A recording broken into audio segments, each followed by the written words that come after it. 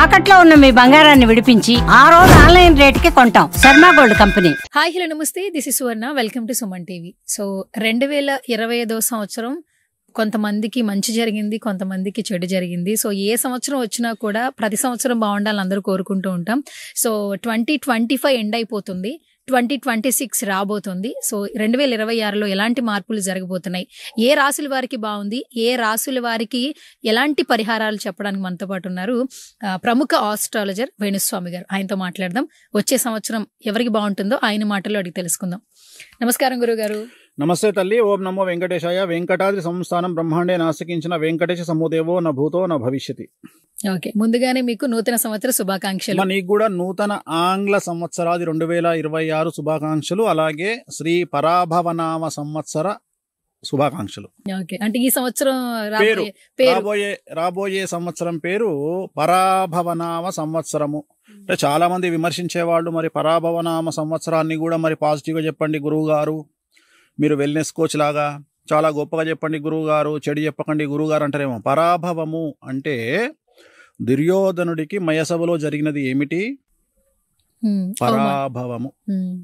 పరాభవము పరాభవము అంటే అవమానముతో కూడిన ఓటమి అని శాస్త్రం చెబుతోంది.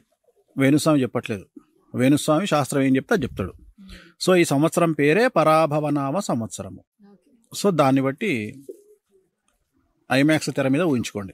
ఐమాక్స్ తెర మీద.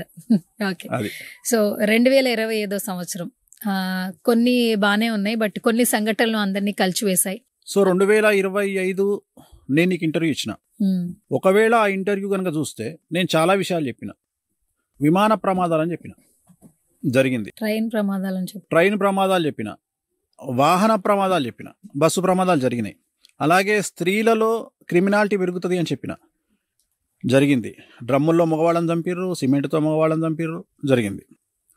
చాలా జరిగినాయి, చాలా మనం చెప్పుకున్నాయి, చాలా జరిగినాయి. సో నీతోనే ఇంటర్వ్యూ చేసిన కాబట్టి, ఆల్రెడీ ఇంటర్వ్యూ ఉంది కాబట్టి ఆ ఇంటర్వ్యూలో చెక్ చేసుకోవచ్చు. అప్పుడు కూడా మనం చెప్పినాం ఏంటంటే 2025లో ఉన్న నెగిటివ్ 26లో 100% పెరుగుతుంది, 27లో ఇంకా పెరుగుతుంది, 28లో ఇంకా పెరుగుతుంది. సో 25 నుండి స్టార్ట్ అయిన నెగిటివ్ 28కి వచ్చేటప్పటికి 400% నెగిటివ్తో మనం ఉంటామని చెప్పినాం. ఇంకా ఉంది, మీరు సుమన్ టీవీలో కావాలంటే చెక్ చేసుకోండి. సో 2026 పరాభవనామ సంవత్సరము, ఆంగ్ల సంవత్సరానికి అందరికీ మరొక్కసారి శుభాకాంక్షలు చెబుతూ, స్వాగతం చెప్తూ, ఈ సంవత్సరానికి అధిపతి గురువు, రాజు, కమాండ్ చేసేది కేతువు. సో గురువు కేతువు ఇద్దరి combination is very dangerous combination. అంటే పాలల్లో ఉప్పు వేసినట్టు ఉంటుంది కథ. పాలు పాయసానికి పనికి వస్తాయి, ఉప్పు కూరకు పనికి వస్తుంది. కానీ ఆ రెండు కలిస్తే పాలల్లో ఉప్పు వేస్తే విరిగిపోతాయి. సో పరాభవనామ సంవత్సరం పేరే నెగిటివ్గా ఉంది. సో నేను చెప్పదలుచుకున్న పాయింట్ ఏంటంటే, ఈ సంవత్సర ఫలితాలలో ఫస్ట్ ఉండే ప్రాబ్లం ఏంటి అంటే, కొండలు, లోయలు, టూరిస్టు ప్లేసుల్లో సమస్యలు ఉంటాయి. జాగ్రత్తగా ఉండండి. సాధ్యమైనంత వరకు టూరిస్టు ప్లేస్ని అవాయిడ్ చేయండి. తీవ్రవాద చర్యలు ఉండొచ్చు, కొండ చర్యలు విరిగిపడవచ్చు, లోయల్లో ప్రాబ్లమ్స్ ఉండొచ్చు. అలాగే కేతువు కమాండర్ కాబట్టి ఈ సంవత్సరము దేవదత్తమైన ప్రాంతాల్లో, అంటే దేవుడు భక్తి ఎక్కడుంటుంది? చర్చు, మసీదు, గుడి, ఈ 3 ప్రాంతాల్లో ఉంటుంది. సో ఈ 3 ప్రాంతాల్లో జన సమూహం ఉన్న ప్రాంతాలను అవాయిడ్ చేయండి. జనవరి 1 వస్తుంది, పులోమని వెళ్ళిపోకండి. ఈ ఒక్క సంవత్సరము ముక్కోటి ఏకాదశి వస్తుంది, వెళ్ళిపోకండి. ఏదో ఫెస్టివల్ వచ్చింది, వెళ్ళిపోకండి. సాధ్యమైనంత వరకు జనాలు లేనటువంటి దేవాలయాలకు వెళ్ళండి. ఉదాహరణ, విపరీతంగా రద్దీ ఉండే దేవాలయం కంటే ఖాళీగా ఉండే దేవాలయానికి వెళ్తే ఒక బ్రాహ్మణుడు బ్రతుకుతాడు, ఒక దేవాలయం బ్రతుకుతుంది. సో అలా వెళ్ళండి. ఈ సంవత్సరం నార్త్ ఇండియాలో తొక్కిసలాట జరిగే అవకాశం ఉంది. నేను మాట్లాడేది దైవికమైన ప్రదేశాల్లో, అది గుడి కావచ్చు, లేదా పుష్కరాలు కావచ్చు, లేదా జన సమూహం భక్తిభావం ఉండే ప్రదేశాల్లో కావచ్చు. జన నష్టం, ప్రాణ నష్టం, ఆస్తి నష్టం ఉంటుంది ఈ సంవత్సరం. అలాగే తీవ్రవాద చర్యలు ఉంటాయి, అలాగే అగ్ని ప్రమాదాలు బద్దలైతాయి. అలాగే ఈ సంవత్సరం తెలుగు రాష్ట్రాల్లోని నదులు పూర్తిగా పారుతాయి. 3వ ప్రమాదిక హెచ్చరిక జారీ చేస్తారు. ఈ సంవత్సరం ఆడవారి చేతిలో మరణించే మగవారి సంఖ్య లాస్ట్ ఇయర్ కంటే ఎక్కువగా ఉంటుంది. అలాగే ఆడవారికి ఈ సంవత్సరం విపరీతమైనటువంటి రాజయోగం ఉంటుంది. ఈ సంవత్సరం మరీ ముఖ్యంగా మగవారి కంటే సంపాదన రూపంలో ఆడవారు నెంబర్ 1 పొజిషన్లో ఉంటారు. అంటే ఇంట్లో మగవాడు 50,000 సంపాదిస్తే ఆడవాళ్ళు 60,000 సంపాదిస్తారు. ఉద్యోగపరంగా కావచ్చు, వ్యాపార పరంగా కావచ్చు, ఏ రంగంలో తీసుకున్నా ఈ సంవత్సరం ఆడవాళ్ళు తోపులు అని చెప్పాలి, గురువు కాబట్టి. సో అంటే ఆడవారి మీద బ్రతికే మగవారి సంఖ్య ఈ సంవత్సరం ఎక్కువ ఉంటుంది. అంటే ఒక ఇల్లుంది, ఇంట్లో భార్య 60,000 సంపాదిస్తే భర్త 30,000 సంపాదిస్తాడు ఈ సంవత్సరం. అంటే భార్యకు ప్రమోషన్ రావచ్చు, డబ్బులు ఎక్కువ రావచ్చు. సో అలా ఈ సంవత్సరం ఎక్కువగా ఉంటుంది. సో అందుకని అభివృద్ధి కదా, అది మంచిదే కదా. సో అలాగే ఈశాన్య రాష్ట్రాలలో ఈ సంవత్సరం కర్ఫ్యూ విధించే అవకాశం ఉంటుంది, అల్లర్లు జరిగే అవకాశం ఉంది. అలాగే కొన్ని నార్త్ ఈస్ట్ కంట్రీస్లో ఈ సంవత్సరము జల ప్రళయాలు వచ్చేటువంటి అవకాశం ఉంది. అలాగే ఈ సంవత్సరం విశ్వంలో కానీ ప్రకృతిలో కానీ పెను సంచలనాలు మనం ఇంతకుముందు చూడనటువంటి సిచ్యువేషన్లు చూస్తాము. మరీ ముఖ్యంగా ఈ సంవత్సరం కరెంట్ ఆగిపోయే అవకాశం ఉంది కొన్ని రోజుల పాటు. అలాగే నెట్వర్క్ ఇంటర్నెట్ ఆగిపోయే అవకాశం ఉంది. ఇది మనం ఈ జనరేషన్లో చూడడం ఫస్ట్ టైము. ఇలాంటివి జరిగే అవకాశం ఉంది. సో ఇలాంటివన్నీ ఈ సంవత్సరం ఉన్నాయి. అలాగే సౌత్ ఇండియాకు సంబంధించి, సౌత్ ఇండియా అంటే 5 రాష్ట్రాలలో ఏదో ఒక రాష్ట్రంలో ముఖ్యమంత్రి మారే అవకాశం కనిపిస్తూ ఉంది. అలాగే తెలుగు ఇండస్ట్రీకి సంబంధించి, సినిమా పరిశ్రమకు సంబంధించి కొన్ని సంచలనాలు ఉంటాయి. ఈ సంవత్సరానికి సంబంధించి సింహరాశికి సంబంధించిన ఒక హీరోకు సంచలనాలు జరగబోతూ ఉన్నాయి. అలాగే దక్షిణ భారతదేశానికి సంబంధించినటువంటి ఒక హీరో చాలా లేటు వయసులో, అంటే గ్రే డివోర్స్ అంటారు కదా, గ్రే డివోర్స్ తెలుసు కదా, తెల్లగడ్డం వచ్చినప్పుడు డివోర్స్, గ్రే డివోర్స్ ఇచ్చి వేరే అమ్మాయిని పెళ్లి చేసుకునే అవకాశం ఉంది చాలా లేట్గా.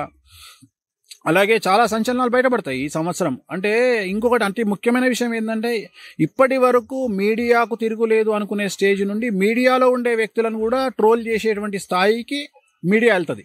అంటే మీడియాలో ఉండే వాళ్ళు కూడా ట్రోల్ కాబడతారు. జనరల్గా మీడియా ఉండే వాళ్ళని ట్రోల్ చేయరు, ఎందుకంటే ట్రోల్ చేసేదే మీడియా కాబట్టి జనాలు మీడియా ట్రోల్ అవుతారు. కానీ ఫస్ట్ టైం మీడియాలో ఉండే వాళ్ళు ట్రోల్ అవుతారు ఈ సంవత్సరం. ఎందుకంటే మీ అనేటువంటిది సింహరాశి, సింహరాశికి అష్టమశని ఉంది, వ్యయంలో గురువు ఉన్నాడు కాబట్టి మీడియాకు ఈ సంవత్సరం సమస్యలు ఉంటాయి. అలాగే వ్యక్తిగతమైనటువంటి యూట్యూబ్ ఛానల్ నడుపుకునేటువంటి జర్నలిస్టులకు ఈ సంవత్సరం పోలీస్ కేసులు, పరువు నష్టం దావాల సంఖ్య చాలా ఎక్కువగా ఉంటుంది. వాళ్ళ మీద ఏమంటారు దాన్ని, సోషల్ మీడియా కేసులు పెట్టేటువంటి అవకాశం ఉంటుంది. ఐటీ యాక్ట్ పెడతారు, ఇన్ఫర్మేషన్ ఏదో అంటారు కదా, ఐటీ యాక్ట్, ఆ యాక్ట్ పెడతారు ఈ సంవత్సరము. సో ఇవన్నీ కొద్దిగా సంచలనాలు ఉండబోతా ఉన్నాయి ఓవరాల్గా ఈ సంవత్సరం. ఇది